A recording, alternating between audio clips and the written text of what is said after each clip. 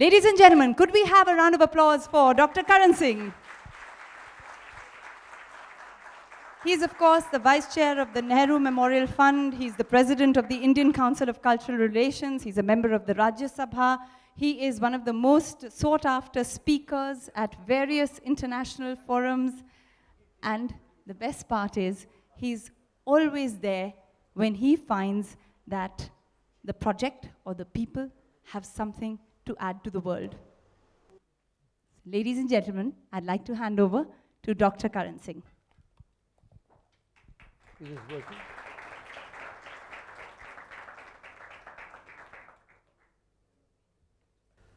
Friends, we live in a world of great turmoil and tension, a world in transition to the global society.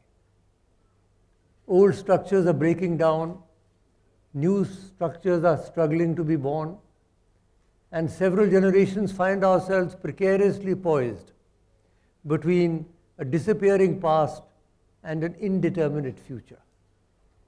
It's a very exciting time to be alive, because we are living at one of those moments in human history when there's a fundamental change in the way people are thinking and behaving. And that's largely fueled by science and technology. The internet, the social media, and all this tremendous technological change is breaking down barriers between people, between nations, and is inexorably pushing the world towards a global society.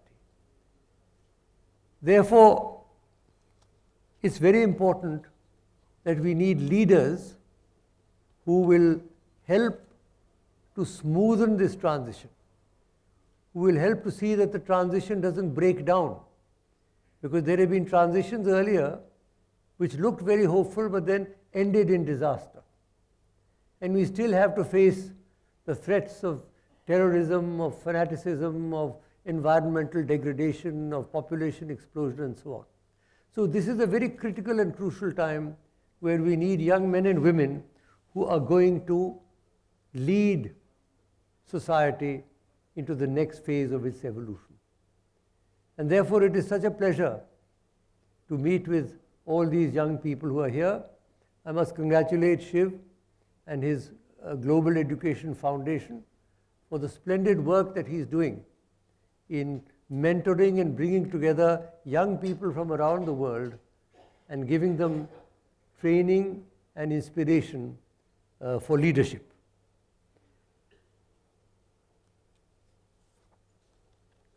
He asked me on the telephone, he called me today and I said, what do you want me to speak on? He said, how to become a great leader. Now, I gave it some thought. It seems to me that there are two parallel streams that are involved. One is self-preparation, and the other is interiorization of a positive value system. Because you are all potential leaders, you're not leaders yet. But if you really want to become leaders, you've got to go through a preparation, a sadhana as it were. In our culture, you can get siddhas, but you have to do sadhana, you have to work for it. And it seems to me that there's a fourfold preparation that has to be done.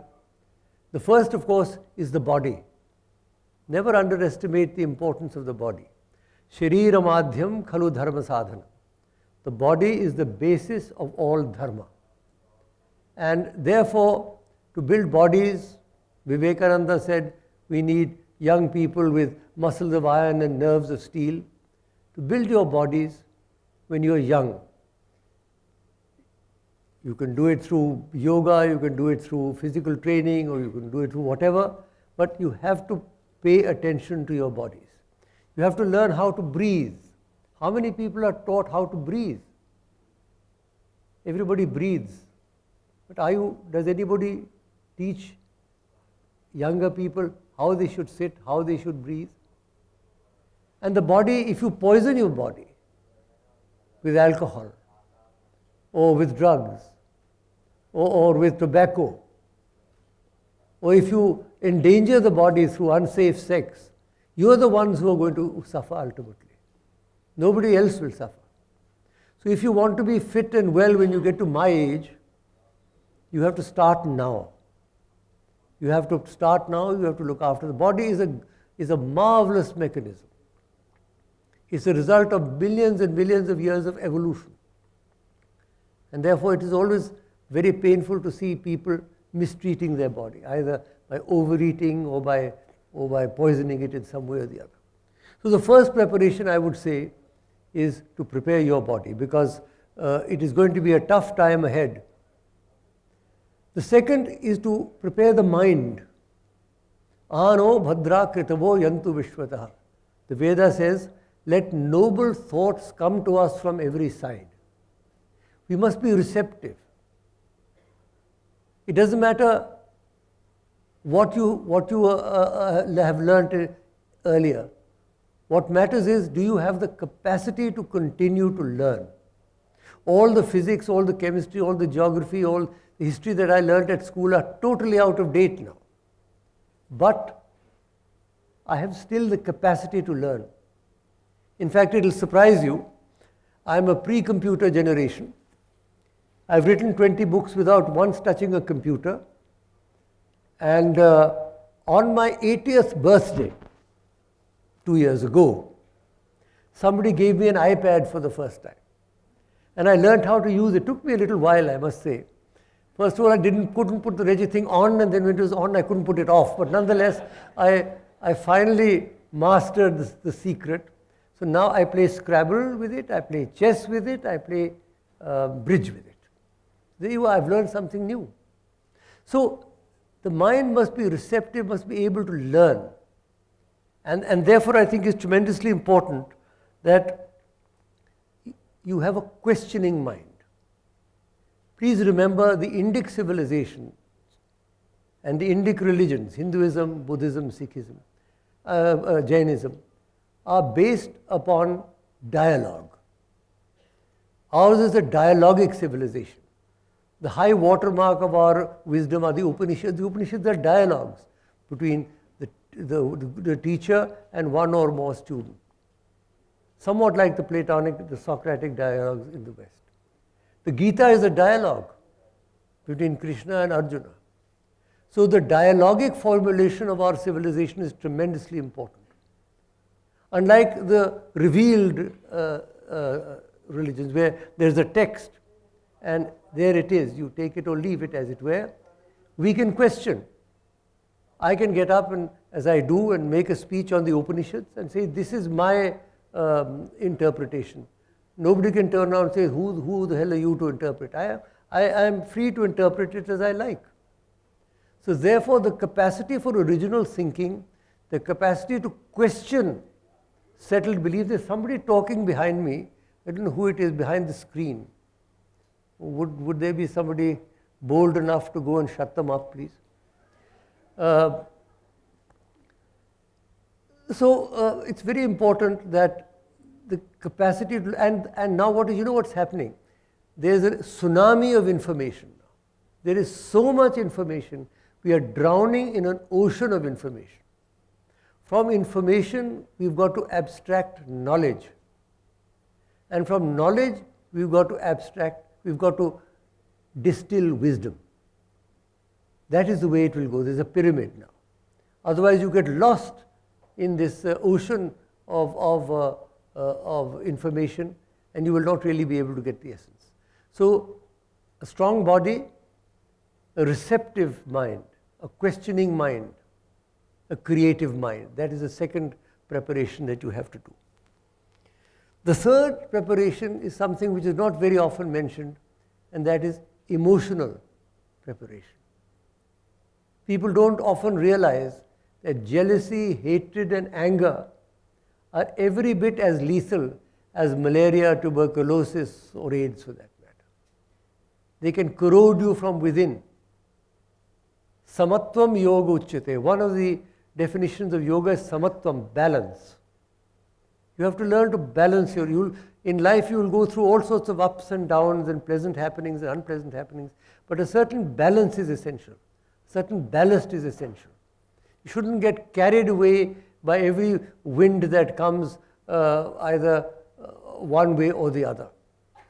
So, to develop a mature psyche, to develop a strong center, psychological center, is something which is very important and which receives very little attention nowadays. But if you really want to become a great leader, then you have to have this capacity. You cannot be swept off your feet by any wind of change that comes. And the fourth dimension, I've spoken of the physical, the intellectual, the emotional. The fourth, of course, is the spiritual. Because that is the inner core of our being. As the Upanishad says, Hiranmaye pare koshe virijam brahma nishkalam tat shubhram jyotisham jyotis tatat atma vido vidu. In the farthest golden sheath is enthroned the divine consciousness. That effulgent light of lights, that is what the knowers of the Atman know. Now the inner center, the Bible calls it the light that lighteth every man that cometh into the world. The Sufis call it the Noor-e Ilahi. The Sikhs call it the Ek Onkar. Every religion talks about the inner light. Now I am not propagating any particular form of religion. But what I am saying is that when you do your preparation, if it is only an outer preparation and you do not pay attention to the inner core of your being, you are missing something. Life is not a meaningless journey from the womb to the tomb. It is an exciting possibility for spiritual growth and evolution. And that is something I think young people must remember. As you are growing, your inner center should grow stronger. We are living in an age of multiple identities. And unless we have a strong center, we become eccentric, we become neurotic. So a strong inner center around which then multiple identities can develop. Each one of us has multiple identities now. But in order to bind them together, we need a strong spiritual center. So the first set of points that I've made is that in order to become great leaders, you've got to have this fourfold sadhana: the physical, the intellectual, the emotional, and the spiritual. And these have to be done consciously. Unconsciously, everybody is doing it, I suppose, but consciously, you have to develop these capacities. Now, the second part I'd like to talk about briefly is what I call an interiorization of values. Values are desirable values, desirable modes of action and thinking and behavior. There's a whole set of values one could talk about, but I'll abstract only 5 or 6 values which particularly I think we need to understand. The first are family values. All of us have begun our lives in a family. And if there is disharmony in the family, then obviously that is going to affect the children also. So family values may sound very outmoded and old-fashioned, but I think there is a lot of power in them, provided they are based upon equity, as it were. There are 2 elements to the family values. One is the parent-child relationship, and the other is the husband-wife relationship. Parent-child relationship is very important. I find that Indian parents tend to be too possessive. Khalil Gibran said, your children come through you, but they don't belong to you. Each child comes with his or her karma.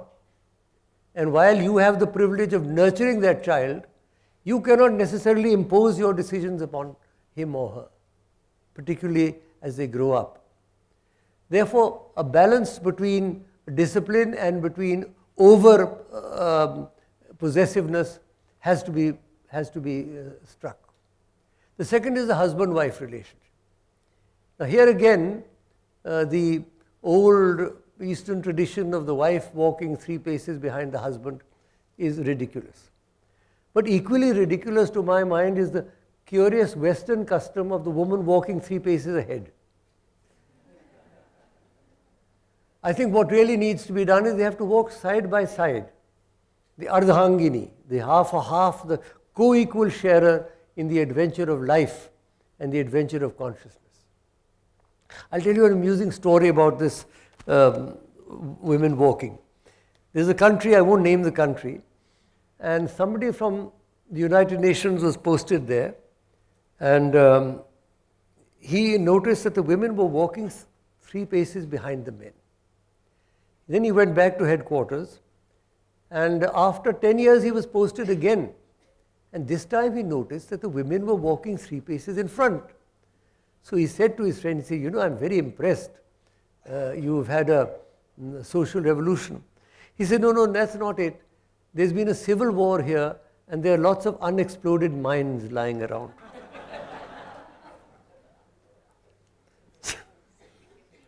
So that's not what we want.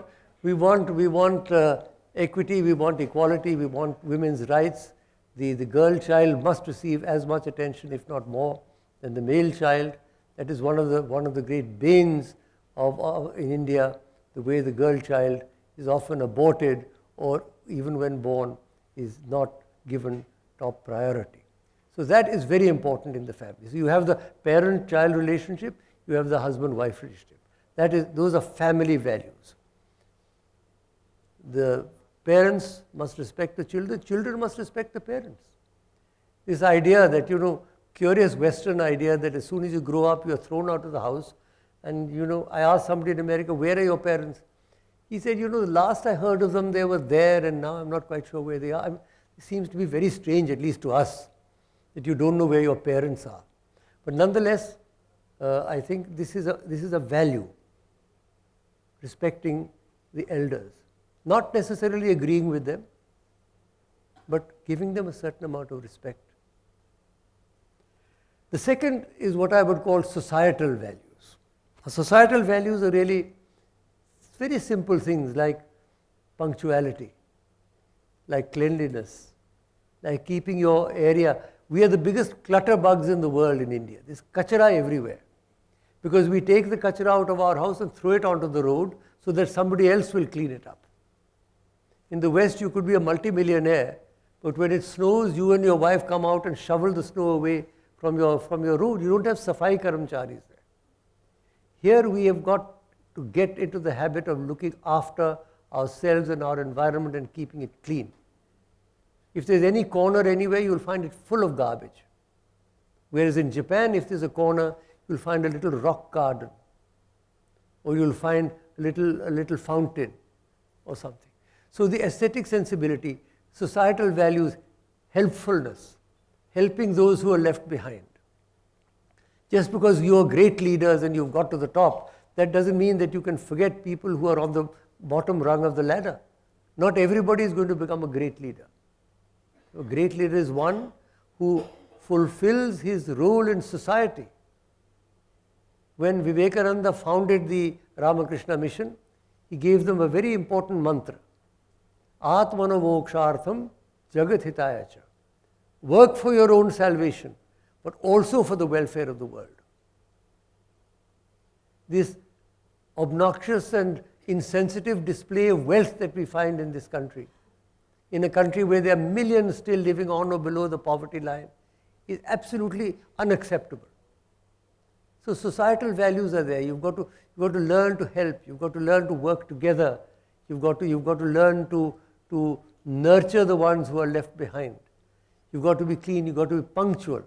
Shuchir daksha, as the Gita says. Everything must be done to perfection. Not the sort of chalta hai philosophy, it doesn't matter kya fark padta. It's not correct. So the quest for perfection is tremendously important, particularly in a leader. Then there are interfaith values. Interfaith values are very important because we live in a world of multiple religions. And religion has had a very mixed history. On the one hand, much that is great and noble in human civilization, structures and buildings and temples and music and dance and scriptures and all, can be traced back one or other of the great religions of the world. On the other hand, More people have been killed and massacred and persecuted and tortured in the name of religion than in any other name. This is a very curious irony. Every religion looks upon its God as being very compassionate. I am a Shiva worshipper, Karpur Gaurum, Karuna Avataram, the avatar of compassion. The Muslims start their prayer with Bismillah Rahman Rahim, the beneficent, the merciful. Jesus mounted the cross, his believers, they believe, to save humanity. And yet in the name of these very religions, the terrible atrocities are committed on other people. So the concept of religious strife has got to be put behind us. In the global society into which we are moving, there is no room for inter-religious hatred. You can stick to your own religion certainly, but you cannot force your own religion or persecute people who don't believe in it. And we've been in this interfaith movement, I've been in it for several decades, where we try and bring people together in a dialogue, trying to at least understand the basics of each religion and break away from the sort of attitudes that we have, the archetypes that we have. Interfaith harmony is very important. You'll find that as long as there is religious strife in this world, there will never be peace on earth. And that, therefore, those values have to be inculcated through education, through whatever means, that all paths lead to the divine. And here again we have a beautiful, simple sentence, a sutra from the Rig Veda. Ekam sat vipraha bahuda vadanti. The truth is one, the wise call it by many names. Multiple paths to the divine have to be accepted. Who are we, denizens of a tiny speck of dust in this illimitable cosmos, to lay down that the divine can appear only at this time and at this place and in this form?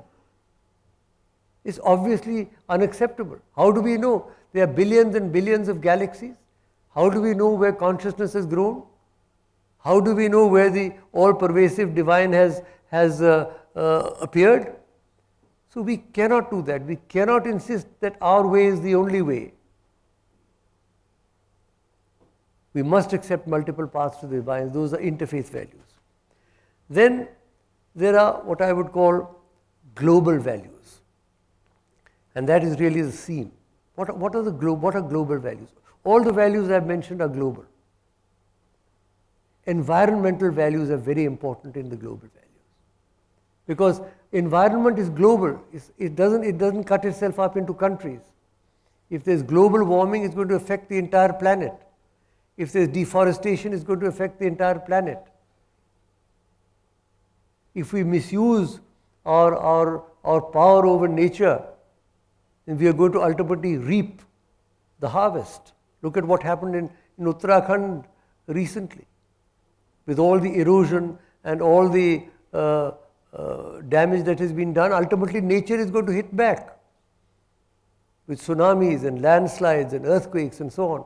Therefore, you must understand and interiorize environmental values. And if you're going to become great leaders, you must become great environmentalists.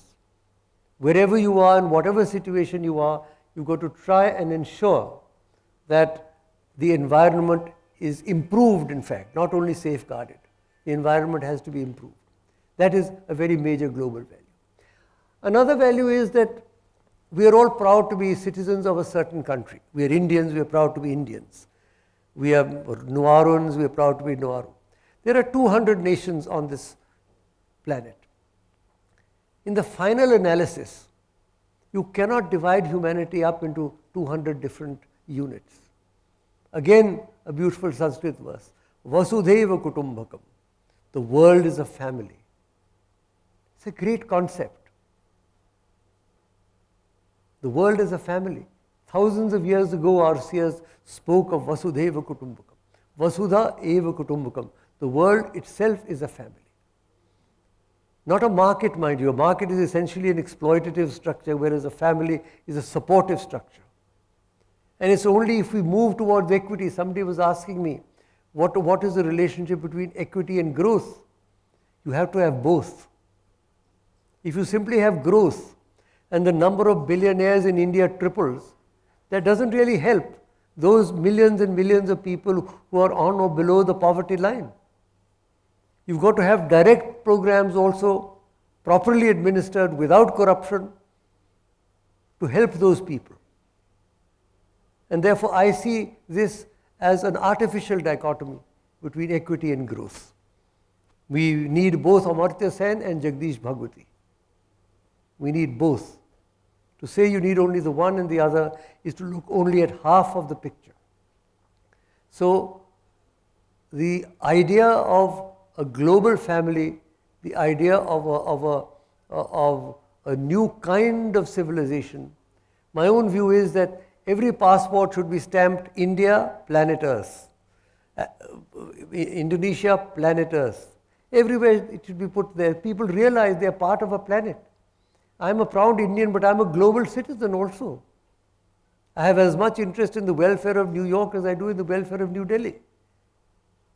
There also human beings live. There also you have people with their own aspirations. And so, while nationalism is a great force, and at a certain period of time it has played a significant role in human evolution, I do believe that a time has come when nationalism has to be transcended. Not negated, but transcended. When we have to realize that we have got a larger commitment to the global community and to the earth. And I'll end therefore with that, with bringing to your mind that beautiful image of planet Earth. The most beautiful photograph ever taken was the NASA photograph, you remember, of Earth. That is the first time. Ours is the first generation to see what the Earth looked like. No generation before saw that. Because you had to go out into outer space to be able to take that photograph. And on that beautiful photograph, let me superimpose the image of a goddess. You're all going to be great leaders, so you're going to be involved in a lot of money. And so the prayer is to Mahalakshmi. She is seated on a great white lotus. The lotus is born in the muck and the mire of the underworld, but comes out clear and glistening.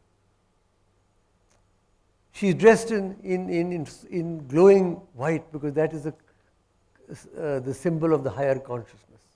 She is full-breasted and deep-naveled. She is the world mother. She is Bhavani Vasundhara. She is Gaia. Her eyes are like lotus petals, which in our iconography is the most beautiful shape for a woman's eyes. She is richly caparisoned. She holds in her hand lotus flowers. The lotus, as you know, sleeps in the darkness and opens itself when the sun arises. That symbolizes the human psyche, the human soul, that in the darkness of ignorance sleeps, but when the sun of wisdom arises, the soul opens itself to partake of the glory and the beauty of the sun. And she is bathed on either side by elephants. 6 tusked elephants bathe her on either side from golden jars pouring amrita, ambrosia, upon her. So you have this beautiful picture of the waters, the plant life, the goddess, the animal life, and if you superimpose that upon that photograph of planet Earth, you are left with an image that should uplift you. We want you to become great leaders, but even more important, we want you to become great human beings. And the prayer to that goddess is, may she bestow her blessings upon us, upon all of you. Yasa padmasanastha vipula katitati padma patrayatakshi gambhira vartana bhisana bharanamita shubhra vastrottariya lakshmir divyehi gajendrehi manigana khachitehi snapita he makumbhi nityam sa padmahasta tava vasatu grahe sarva mangalya yukta. Thank you.